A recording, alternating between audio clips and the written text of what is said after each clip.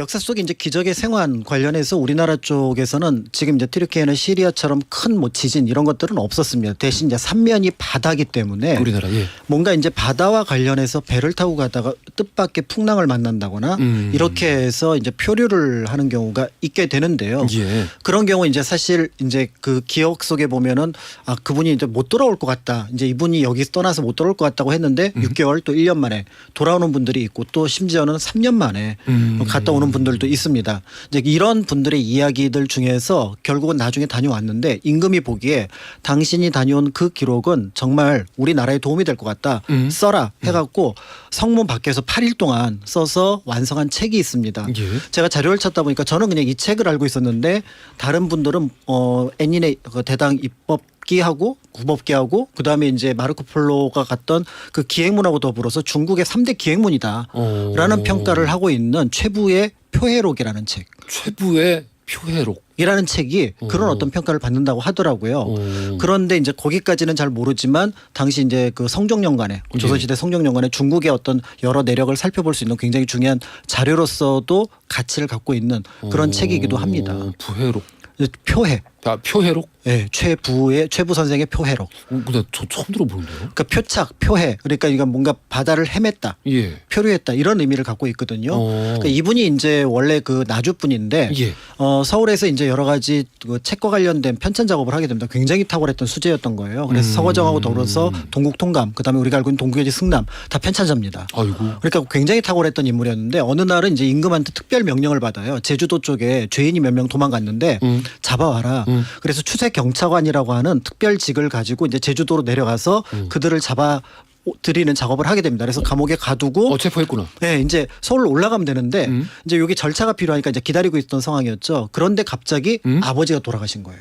아이고. 고향이 나주였으니까 그러니 나라에 충성하는 것도 중요하지만 부모님께 효도하는 것이 더 중요하다. 이분은 이렇게 생각을 하고 임금에게 허락을 얻어서 이제 3년상을 치르러 나주로 배를 타고 갑니다. 이제 그래서 제주도에서 나와서 원래는 이제 나주까지 가는 배를 타는데 아버지를 찾아 배로 가는 거죠. 그러니까 돌아가신 문상 어떤 그 임종을 지키진 못했지만 어쨌든 그 상을 하고 치르러 가는 거죠. 그런데 여기서 풍랑을 만나서 중국으로 절강성 쪽으로 들어간 거죠. 그래서 한 14일에서 15일 정도를 바다에서 헤맸는데 사실 전체 길이를 보면 한 7개월 8개월 정도였기 때문에 이 바다에서 표류를 했던 시간은 굉장히 짧습니다. 그런데 이분 기억 속에는 다른 육지에서의 기록보다 이 바다에서의 충격이 굉장히 컸기 때문에 이 책의 이름이 표해록 이라고 이름이 붙었던 거예요. 이게 상대적인 거니까. 그렇습니다. 내가 바다에서도 고생을 많이 했기 때문에 그렇죠. 바다에서의 일이 더 길고 더 충실하게 쓰여졌나 보네요. 그렇죠. 그러니까 무려 지금 이제 우리가 생각할 때는 14일 그냥 이런 느낌이지만 산술적인 느낌이지만 바다에서 풍랑을 30분 1시간이라도 겪어보신 분들은 이게 14일 동안 풍랑을 겪고 또 생전 처음 보는 땅에 도착을 했다. 근데 심지어는 도착을 했는데 거기에 해적들이 나타나요. 아이고. 해적들이 나타나서 가진 거 다 내놓으라고. 그래서 가진 게 별로 없어서 다행히 그냥 무사히 넘어갔는데 이번에는 육지에 도착을 했더니 니네들 왜 굳이? 그래서 우리 조선 사람이라고 지금 뭐 여권이 있는 것도 아니고 뭐가 있는 것도 아니잖아요. 그리고 또 명나라의 관료들이 일본 사람하고 한국 사람 명확하게 구분할 수 있는 능력도 없었으니까 이거를 또 설득하는데 만약에 이걸 설득하지 못하면 처형이 됩니다. 왜구니까. 아이고. 그러니까 겨우겨우 이제 조선 사람으로 인정을 받게 되는 그런 과정을 겪었는데 문제는 이제 배를 타고 갈 때 이제 풍랑이 막 치니까 거기에 있는 선원들이 한 40명 같이 탔었거든요. 아, 이거 혼자 간 게 아니구나. 그렇죠. 왜냐하면 이제 같이 선원도 있고 종자도 있고 이렇게 했는데 이 사람들이 전부 다 누구 때문에 이 풍랑을 만났냐 그러면 최부 당신 때문에 만났다는 거예요. 뭘 또 그걸 그렇게 따져. 그 상복을 입고 있었는데 왜 굳이 거의 나주 가서 입어도 될 상복을 그 미신 때문에 여기서부터 입었느냐. 재수 없다고. 그러니까 이제 풍랑이 하루 이틀 치니까 최부 보고 뭐라고 얘기를 하냐면은 제발 당신이 용왕에게 빌든 하늘에게 빌든 빌어라. 그런데 이제 이분이 또 성리학을 공부하신 분이라 유학자인데 빌 리가 없지. 나는 그런 걸 안 적이 그런 거를 효험이 있다고 생각해 본 적이 없다라고 버티니까 굉장한 실랑이가 벌어졌던 거죠. 아이고. 그런데 이 상황에서 이제 14일에는 어떤 의미에서 보면은 이제 굶주림의 시간이기도 하거든요. 그럼요. 그런데 이제 최부가 그래도 그 위에서 가장 높은 벼슬을 한 사람이었기 때문에 그런 어떤 비난을 받는 속에서도 물과 그다음에 귤이 조금 있었던 것 같아요. 아유, 지금 난 또 그 아무것도 없는 상황에서 이게 한 줄 알았네. 귤이 좀 있었어요. 그거를 아주 조금씩 그 신분에 상관없이 나눠준 겁니다. 그러니까 그 40명이 별 문제 없이 어쨌든 절강에 도착을 하게 됐던 거죠. 여론이 좋아졌구나. 근데 물은 또 기본적으로 있었나 보네요. 조금 있었던 것 같아요. 그런데 그걸 아껴서 다행히 14일이었지 이게 만약에 30일이 됐고 조금 더 아이고. 길어졌다면은 생명을 보존할 수 없는 그런 상황이었던 거죠. 아니 뭐 밥은 몰라도 일단 물 없이 72시간 어렵거든요. 그렇죠. 그럼 나는 15일을 어떻게 버텼나 싶었는데 조금 있었다. 조금 있었습니다. 그래서 좀 강한 북서풍이 불었으면은 절강성으로 안 가고 망망대 동중국해로 빠졌겠지 이제. 왜 그런? 야, 사악하다. 아니 그럴 정말 수도 사악하다. 있었다. 사악하다. 필리핀에 도착했겠죠. 아이고. 네. 그래서? 그렇게 해서 이제 그 중국 땅에 도착을 해서 겨우겨우 조선 사람이라는 것을 인정을 받게 되니까 이제 대우가 확 바뀝니다. 오. 명나라에서 이미 이제 그때가 홍치제 그 효종 연간이었는데 비교적 조선과의 관계가 조금 이제 안정기에 들어섰던 때였고 그나마 조선 정도라면은 어떤 의미에서 보면은 뭐 그 명나라 옆에 있는 나라로서는 괜찮다라는 평을 받았던 거죠. 그러니까 이 사람을 어떻게 하냐면은 북경으로 보내서 황제를 만나게 하고 그리고 이제 조선으로 돌려보내겠다. 요 계획을 그쪽에 관료들이 세우게 됩니다. 그리고 실제로 이 계획에 따라서 한국인으로서는 거의 최초라고 할 수 있는 경항운하 항주에서부터 북경까지 이어졌던 대운하를 타고 중국을 한 바퀴 돕니다. 그러니까 항주, 소주, 그다음에 양주, 서주, 그다음에 북경에 이르는 이 길을 모두 본 거예요. 야, 이거 잘 기록해 놨어야 되는데. 이 과정에서 중국이 어마어마한 발전을 했구나. 그러니까 특히 우리나라의 모든 중국 관련 기록은 베이징까지입니다. 그러니까 모두 사신이 가도 베이징으로 가서 다시 돌아오잖아요. 근데 남쪽으로는 못 가거든요. 그러니까 그렇죠. 항상 척박하거나 또 때에 따라서 메마른 땅을 봤었는데 그렇겠지. 여기는 굉장히 풍족하고 이게 곡창지대니까. 그렇죠. 더 예. 나가서 굉장히 어떤 상업적으로 발전한 그런 모습을 보고 깜짝 놀란 거죠. 그래서 이분의 기록을 보면은 조선 후기에 박지원의 기록하고 섞어 놓으면은 어느 게 북학파의 기록이고 어느 게 표해록의 기록인지 모를 정도로 그런 내용들이 섞여 있었던 거고요. 이런 내용들을 바탕으로 이제 중국에 대한 인식이 달라지게 됩니다.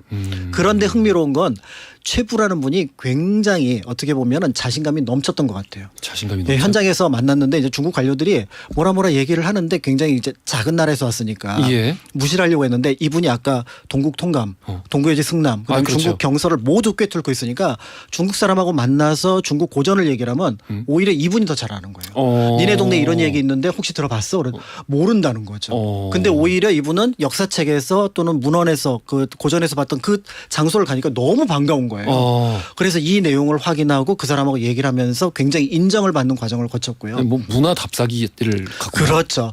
더 나아가서 나중에 이제 이런 얘기를 합니다. 중국 사람들이 야 니네 그래도 고구려 후손인데 어떻게 우리는 아무리 생각해도 이해가 안 된다. 어떻게 수나라 당나라가 고구려한테 지냐. 라고 했는데 조선 후기 같으면은 글쎄 잘 모르겠는데 하고 회피했을 것 같은데 아니 훌륭한 장군과 그다음에 훌륭한 신하가 있으면 당연히 이기지. 이 얘기를 하면서 중국 관료들에게 오히려 고구려의 승리에 대해서 자신만만하게 얘기를 했던 부분들이 있었고요. 이 최부의 표해록이 굉장히 이제 조선의 상황도 황제 앞에서 얘기를 하는 부분들이 뭔가 이제 당시에는 약간 충격을 줬던 것 같아요. 당시에 어떻게 보면은 명나라에서는 비교적 성군으로 뽑히는 홍치제인데 그 홍치제가 이제 이런 얘기를 하는 거죠. 이제 뭐 조선의 상황을 막 물어보다 조선의 왕도 정치를 열심히 하느냐 이렇게 물어봤나 봐요. 그렇게 물어보면 뭐라고 당연히 그러면 그러니까 이제 뭐 열심히 한다라고 얘기를 했는데 이제 구체적인 사례 뭐 이런 게 필요하잖아요. 그때 딱 마침 또 성종 때니까 할 얘기가 많았죠. 그래서 조선의 왕은 하루에 4번 신하를 만나서 정치에 대한 토론을 합니다. 그랬더니 중국 신하들이 전부 다 제 거짓말한다.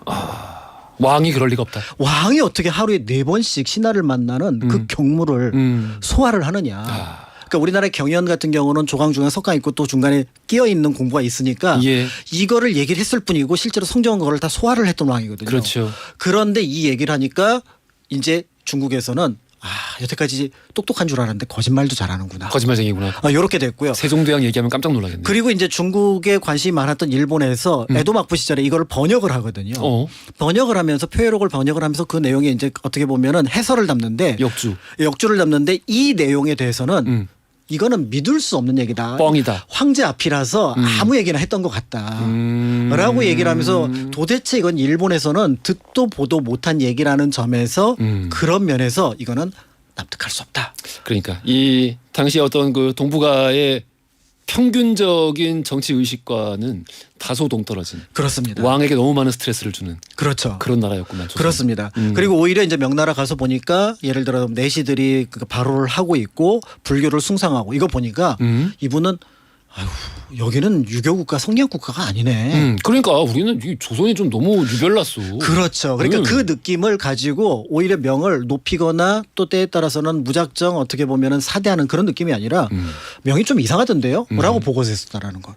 조선이 이상하다는 생각은 안 해봤을까요? 그런 생각도 조금은 했지 않았을까 하는 느낌이 저기 드는데. 무의산장이라고 해서 주자가 성리학을 만든 곳이 저기 복건성 무의산에 가면 있어요. 예. 거기 가면 중국 자료가 아니라 싹 다 조선 자료만 있어. 아이고. 퇴계 이황 그림이 떡 걸려 있어. 아이고 그렇겠지. 성리학을 완성시킨 사람이다. 그렇죠. 무의궁곡도. 그러니까 이제 그래. 덕후들이 조선에 살았고 그러니까. 이 중국은 정작 그렇진 않았고 이 너무 함몰돼가지고 굉장히 조선은 뿌듯하더라니까. 뭐가 뿌듯해. 이 퇴계 이황 이 나라에서 온 사람이라고. 성리학 진짜 적당히 해 적당히. 아이 정말. 자, 이런 어떤 내용들이 있다는 점에서 사실 최부 개인으로서는 굉장히 큰 어려움을 겪었지만 예. 이제 어떤 의미에서 보면은 조선 전기의 중국의 어떤 상세한 내용들을 알 수 있는 중요한 자료를 남겨놨고요. 안타깝게도 최부는 인생에서는 표류를 그 성공적으로 이겨내지는 못합니다. 왜 무슨 말씀이세요 그게? 연산군에 무오갑자사화 때 무오사화 때 단천으로 유배를 가고요. 갑자사화 때 목이 잘리는 차명에 처해집니다. 김종직의 제자. 그다음에 이제 연산군한테 바른 말을 했다라는 것이 이유였는데 태풍을 이겨냈지만 정치에서는 이겨내지 못했던 안타까움을 가진 또 인물이기도 합니다. 51살, 52살 어떻게 보면 한창 나이에 안타깝네요. 생을 마감하셨던 분이라고 볼 수가 있습니다. 보통 이제 폭군으로 분류되는 조선의 왕들 중에 이 일방적으로 매도되는 걸 좀 이제 걷어내고 이렇게 보면은 그렇죠. 정치적으로 이게 일종의 수였는데 실패했구나. 그러니까 패자로서 역사에 이렇게 기록됐구나 하는 경우들이 있는데 그렇게 같은 급으로 보기에 연산군은 좀 너무 본인의 내적 갈등이 좀 많이 좀 그렇죠. 심했던 것 같아요. 그리고 이제 거기서 표현하는 방식도 굉장히 거칠었고. 그러니까. 네. 그렇지만 와이프는 사랑했잖아요. 마지막 유언이 그인이 보고 싶다. 그게 무슨 소용이야. 궐에서 막 사람을 칼로 막 아무튼.